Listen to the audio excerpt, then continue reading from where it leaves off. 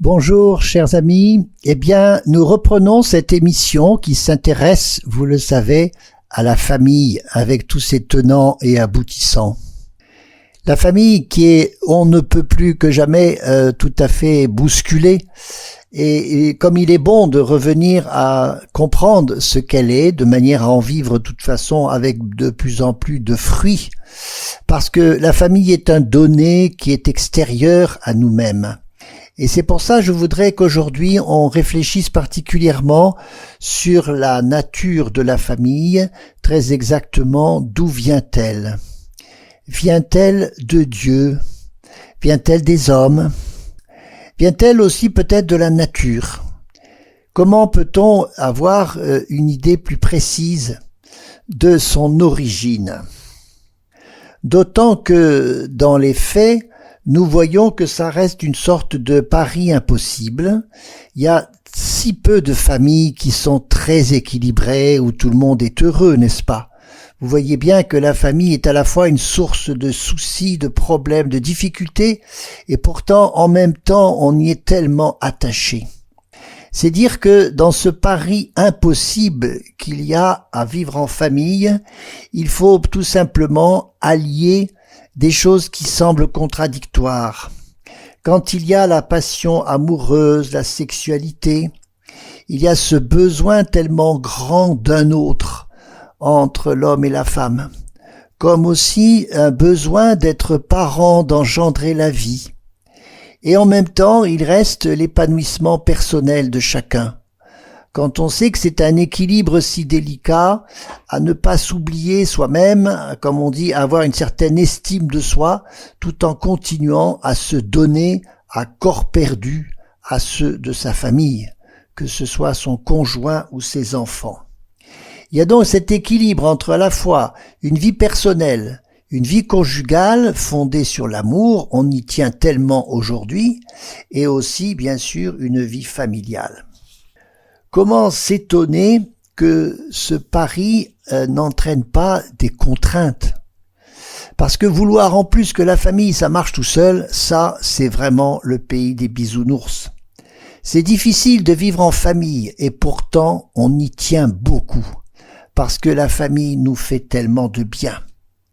Et ce n'est pas parce qu'il y a des échecs que l'on peut oublier la nature profondément bonne de la famille. Alors peut-être que ça a été beaucoup plus souvent subi, surtout dans le passé, et qu'aujourd'hui on cherche plus à la construire par soi-même. Et du coup, on a peut-être un peu totalisé cette valeur famille, au point qu'aujourd'hui elle arrive au numéro 1 dans les préoccupations de chacun, bien avant le travail, la patrie ou d'autres choses comme ça. Il y a donc des exigences qu'il faut bien réaliser, et cela évidemment veut dire que il faut en prendre aussi peut-être les moyens.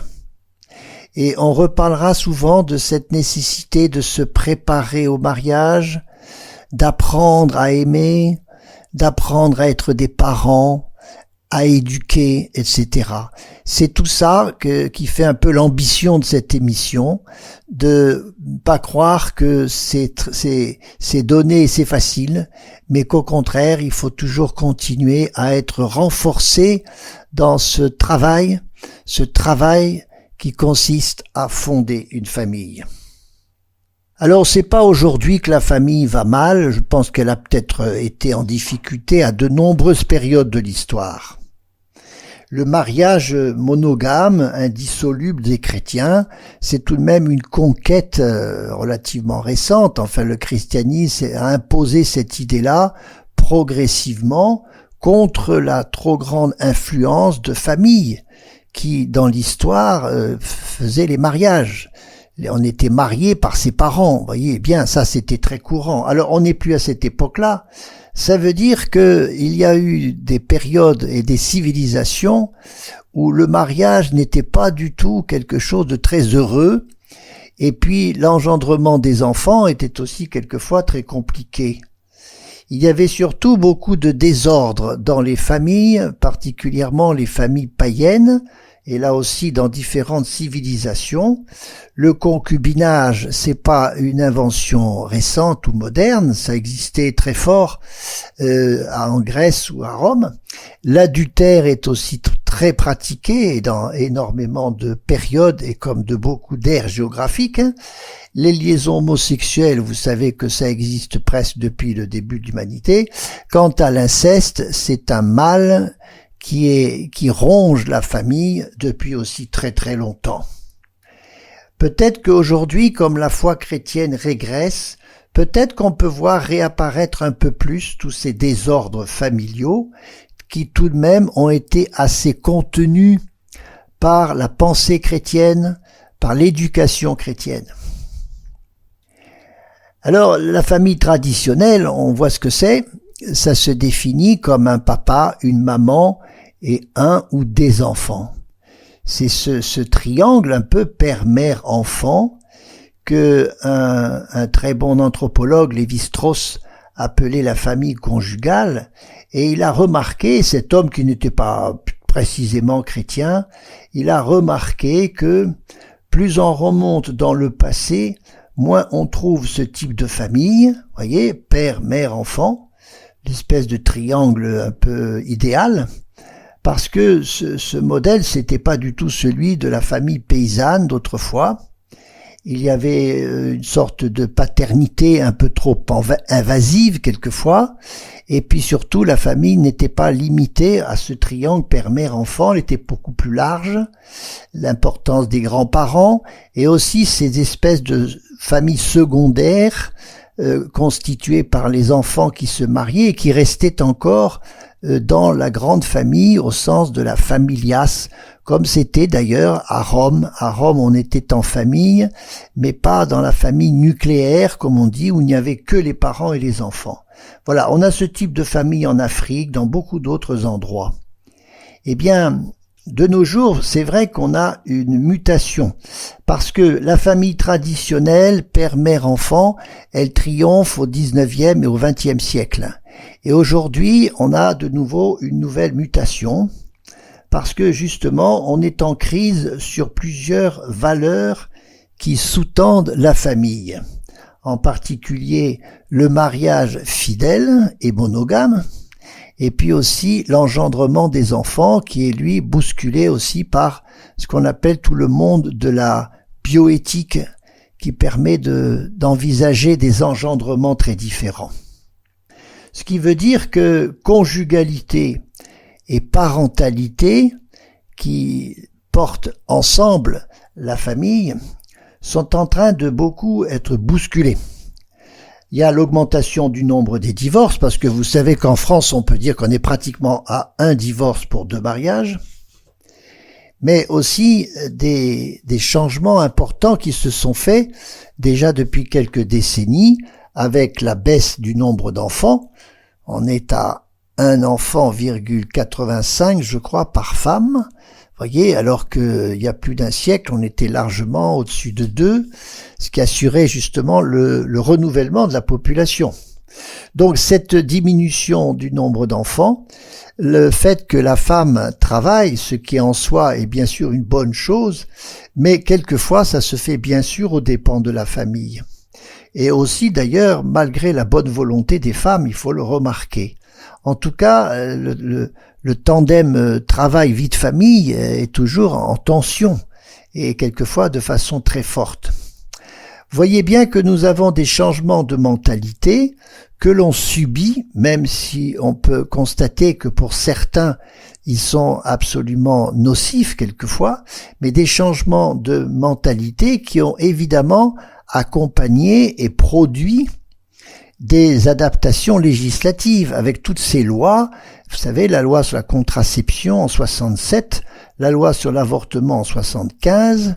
Bon, le divorce était déjà, c'est de la révolution. Mais en tout cas, il y a aussi la reconnaissance des unions homosexuelles, le Pax, qui a été institué en 99. Et puis, tout récemment, la loi Taubira pour l'extension du mariage à des couples homosexuels, et puis du côté de l'engendrement des enfants, c'est la PMA, la GPA, etc. Voilà toutes ces choses qui sont effectivement des critères de notre société qui tendent peut-être à se banaliser, mais non, nous n'avons pas encore peut-être compris tout simplement tous les effets et les conséquences.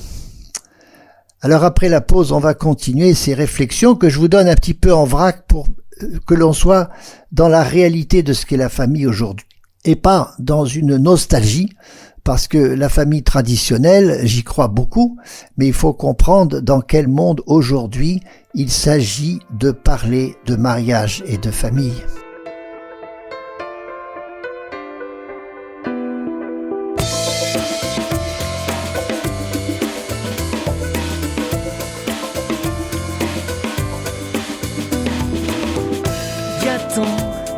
De choses qu'on nous propose, tellement de rêves qu'on nous impose. Crois-moi, j'ai trouvé bien meilleur que ça. C'est par là. Viens voir notre monde. Imaginez en quelques secondes, moi je me sens bien. Allez, je te tends la main, voir notre monde. Imaginez en quelques secondes où la paix règne enfin. Où la paix règne enfin. Aujourd'hui, on veut nous enchaîner. On nous dit qu'il faut tout tolérer. Je veux pas plier le genou devant tout ça. Je crois pas. Le bonheur c'est ça. Revoir notre monde. Imaginez en quelques secondes, moi je me sens bien. Allez, je te tends la main, voir notre monde. Imaginez en quelques secondes où la paix règne enfin. Où la paix règne enfin. Viens voir un autre monde. Viens voir un autre monde. Viens voir un autre monde. Viens voir un autre monde. Un autre monde.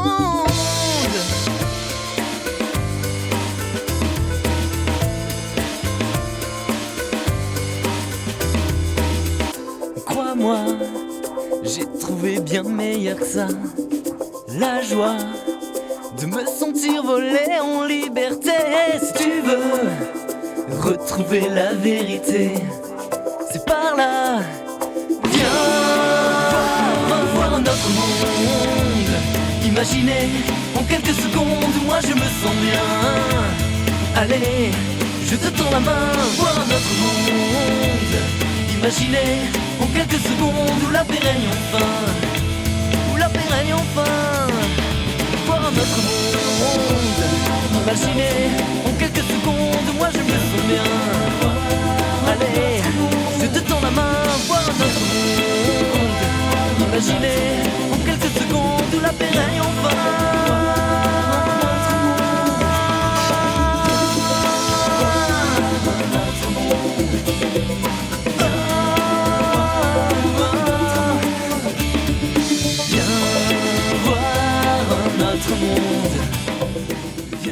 Alors aujourd'hui, on a la fâcheuse habitude de ne plus parler de famille au singulier, mais de famille au pluriel. Comme si c'était une bonne chose de ne pas s'en tenir justement au modèle traditionnel.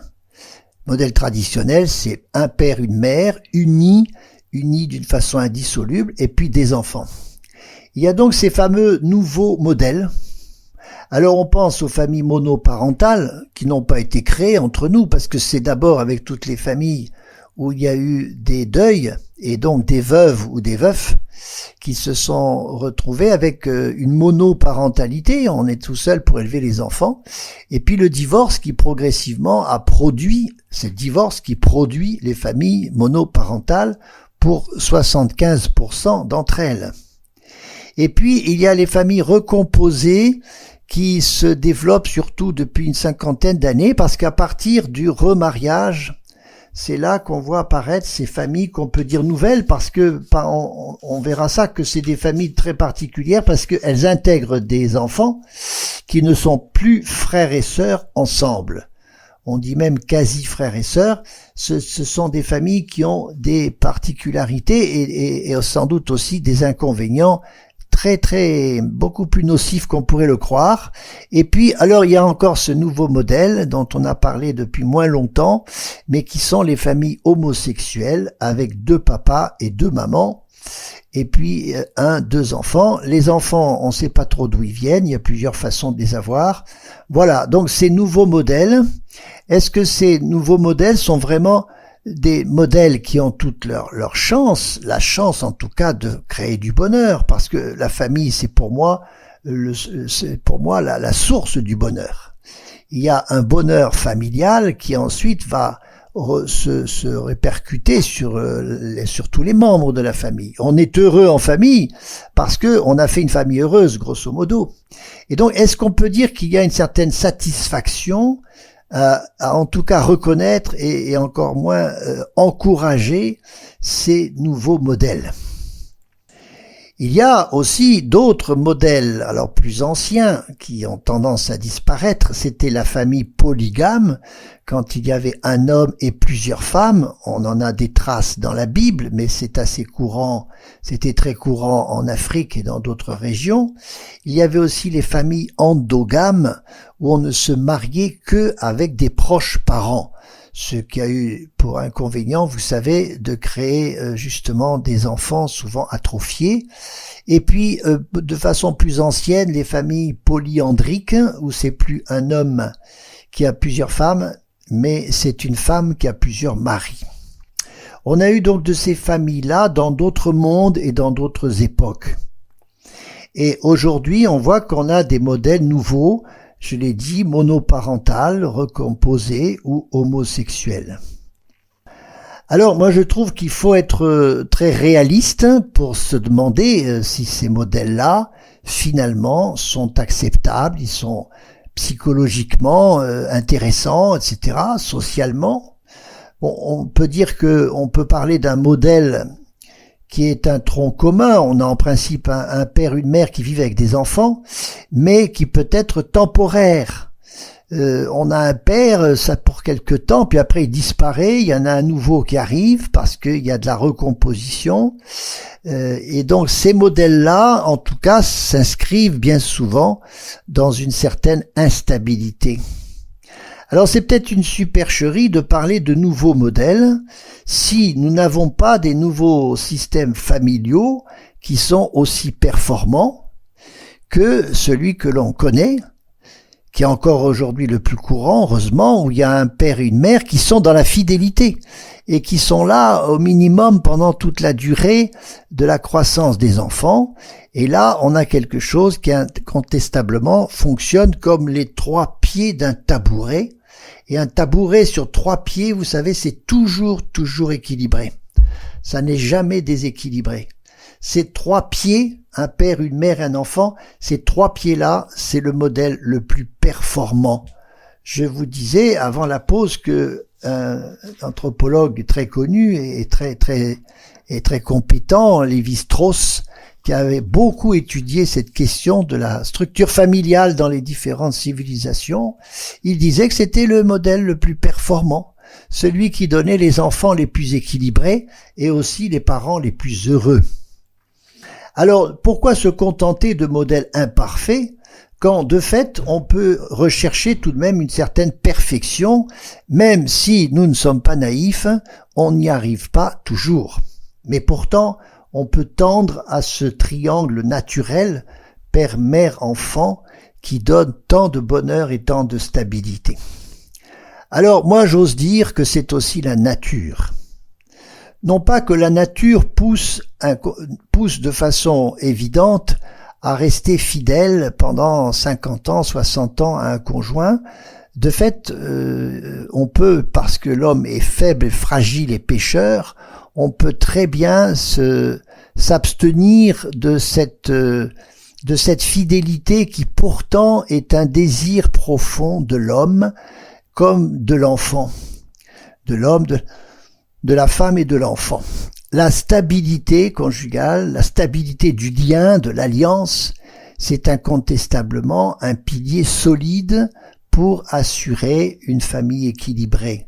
Et donc, je dirais que c'est la nature aussi qui nous impose, pour ainsi dire, cette fidélité, à la fois pour le bien des enfants, mais aussi pour le bien des époux, même si, encore une fois, cela coûte incontestablement de rester fidèle avec quelqu'un avec qui je peux rentrer à certains moments du moins dans certains conflits, certains ajustements difficiles à réaliser.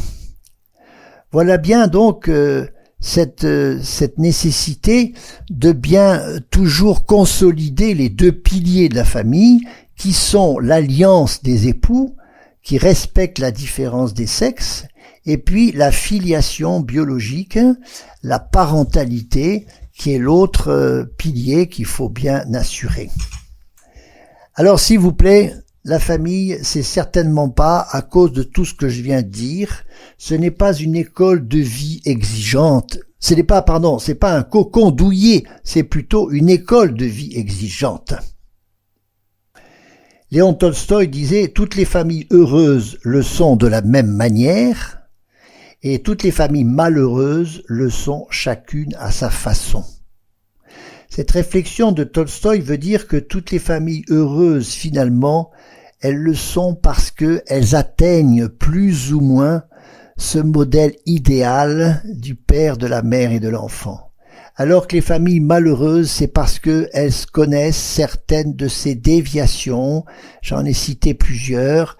Les familles où il n'y a plus qu'un seul parent, les familles homosexuelles, les familles recomposées, les familles où il y a tellement de variations dans le temps que, je dirais, on peut en perdre son latin.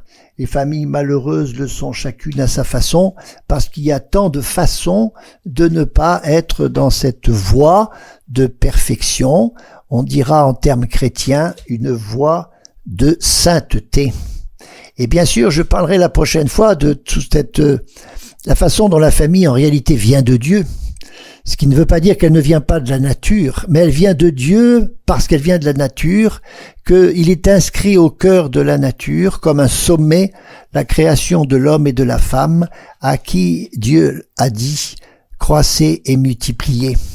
Donc on a une autre source pour la famille, qui est la source des croyances, ceux qui savent d'où ça vient, qui savent encore au-delà de la nature, qu'il y a en réalité le Créateur qui se trouve au-delà de la création. Alors donc, chers amis, en ce début d'année, quel bonheur de savoir que la famille n'est pas simplement le fruit des hommes, elle n'est pas, c'est pas dans une philosophie positive où on fait ce que l'on veut de la famille, mais c'est au contraire en la recevant comme un donné de la création, un donné de la nature, un donné de l'histoire. Voilà comment nous allons tout au long de cette année, de fait, réfléchir à être toujours plus accueillants au don de la famille, au don du mariage, au don que nous fait le Créateur, car il nous a confié une aventure merveilleuse, la plus belle aventure que l'homme puisse naître, et plus que jamais, c'est de fonder une famille. Au revoir chers amis, bonne rentrée pour tous.